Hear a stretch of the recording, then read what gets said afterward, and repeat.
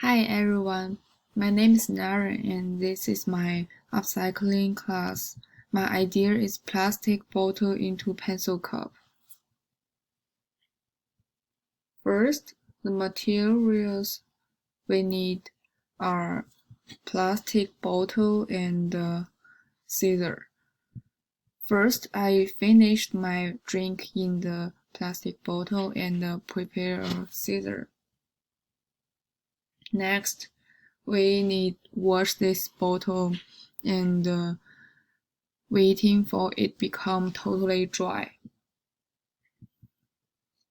Then we need cut the bottle at the above of middle line of the bottle.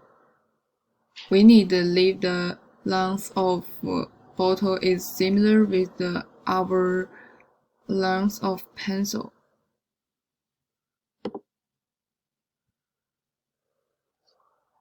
After we finish the last step, it will become separate like this picture. Finally, we can put our pencils into this pencil cup. Thank you.